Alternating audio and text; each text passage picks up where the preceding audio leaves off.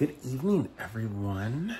Welcome to today's video. So if you had a chance to check out my last TikTok post, I posted a question basically asking, is the flute a one-size-fit-all type of instrument? So this means, can you play the piccolo the same way that you play the regular concert flute? Can you play the concert flute like you play the bass flute? Can you play the bass flute like you play the contrabass flute? So on and so forth. So tonight we are going to demystify and debunk this question. So as you can see in the back, I have all of my babies set up, everything from the piccolo all the way to the contra, and we are going to test out this theory. But before we get into today's video, little introduction. My name is Adrian McGrady. I am a flutist based out of the Corning, Elmira area. And if you like this video, please like this video, share it, subscribe for more flute content, plus follow me on all social media platforms. They'll be linked down in the description box below. So let's go ahead and get started. All right, I'm going to try my hardest not to make this video super long, but again, let me pose the question. Is the flute a one-size-fit-all type of instrument? Can each of these be played like the other? So in hindsight, yes. However, it is also a no, and let me show you why. So one of the biggest things we have to worry about on the flute is the cut of our head joints. And if you can see, so we'll start here at the piccolo. Well, trying to autofocus it here, come on. If you look at the size of the lip hole, that's where we have to direct all of our air, but then move up there, then move up to, come on, the concert flute. Seen there again, size of the lip hole has gotten a little bigger. Moving over to the alto flute, and as you can see, even bigger right there. Then moving over to the bass flute, even bigger there. And then we move to the contrabass flute, and as you can see, that bad boy is huge. So again, posing that question, is it one size fits all? Again, it is that yes, but no, because as you can see, what we do on the flute, place the flute in the grooves in our chin, and then blow across and down on the embouchure hole. However, there is a learning curve when it comes to learning all of these different flutes, because you have to think about your breath support, you have to think about the intensity of the air, but you also have to think about the size and shape of the instrument, because obviously if you're trying to put a large volume of air into, let's say, the piccolo, you're gonna get cracking. However, that will differ on the contra. If you were to put, let's say, a tiny amount of air, and I'll give you a demonstration. Let's say if I wanted to play something super, super quiet. Just listen.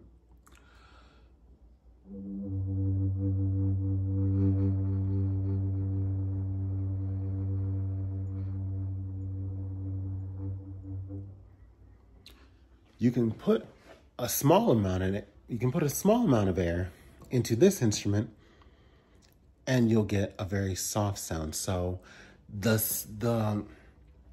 sizes play a factor, the air intensity plays a factor. So I'm gonna show you up close what will happen with each of these instruments if you play them in almost the same kind of way. Let me get myself set up.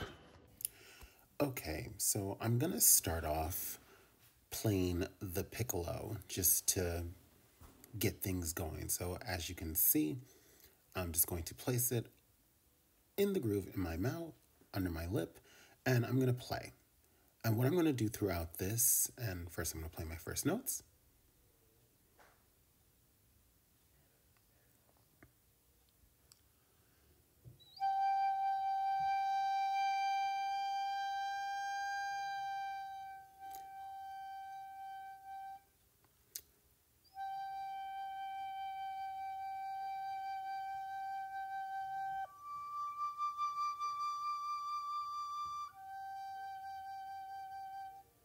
Throughout this process, I'm going to be switching back and forth between all my instruments, but trying this with my piccolo embouchure to show that the embouchures are not transferable if you're trying to get a consistent tone. So here's piccolo, now on to the next instrument.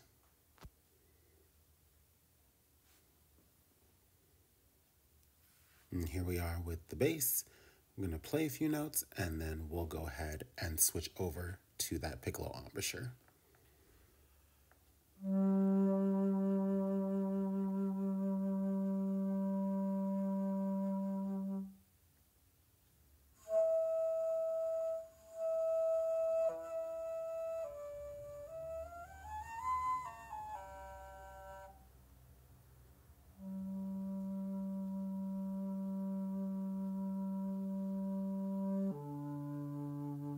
So as you can see, again, for a consistent tone, it's not transferable.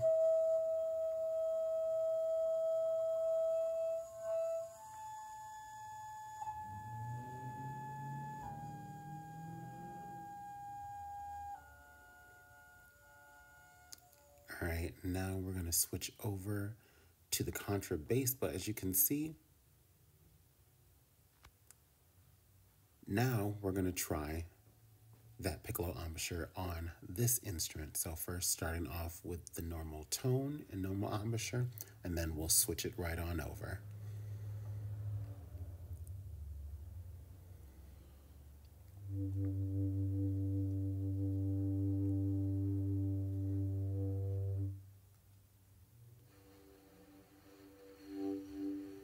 As you can probably hear, it's not going to give a good concise sound, so trying to do a piccolo embouchure here on this instrument is not going to be the most helpful, so you have to adjust.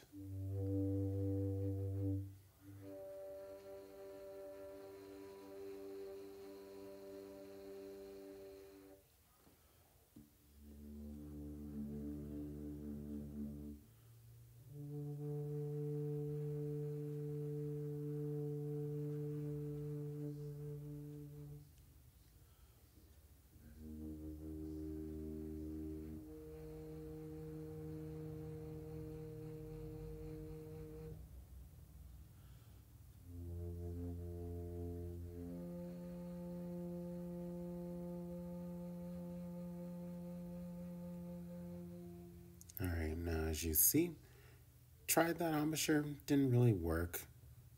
Works in certain settings, but not for a concise tone. Now, we're here on to the alto flute, and then from here, you're gonna see the same things on this flute and then on the concert flute. So when I come back, I'll leave you with my final thoughts.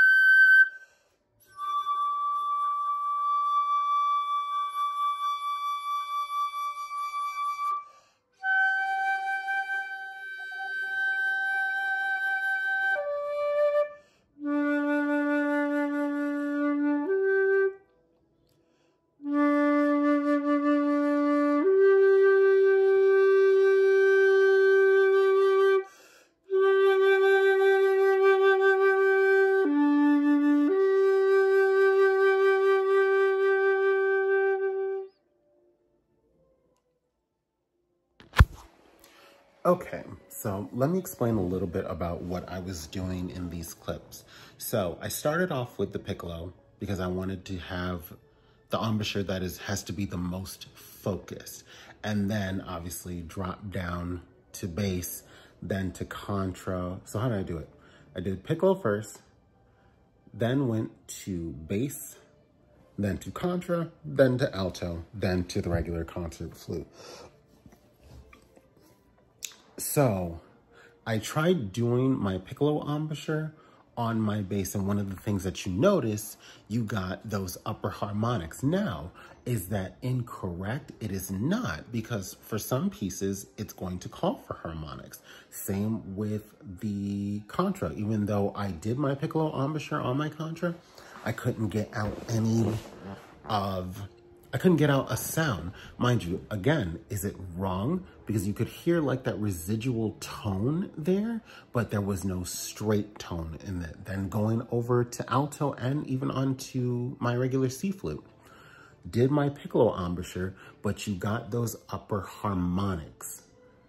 Those can be used, all those upper harmonics, of course, if you're using that type of embouchure, you use it in your technique training. When you hit those harmonics, then go back to normal playing, and that way it makes the upper notes that you're trying to hit a little bit more easier. So again, asking the question, is the flute a one-size-fit-all? Yes, but ultimately it is a no, because again, each of these instruments has its own unique character. And from a technique standpoint, each of these instruments have to be played in a certain way that you can get the best quality tone out of it. So going forward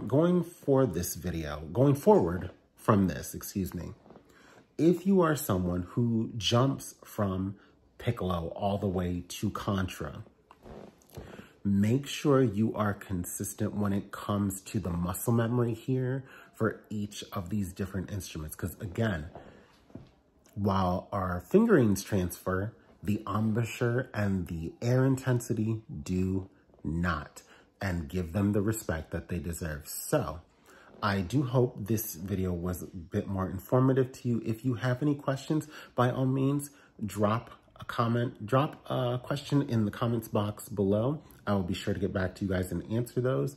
But thank you guys for joining me on this video tonight. I cannot wait to see you guys in the next one. Stay safe and have a good night.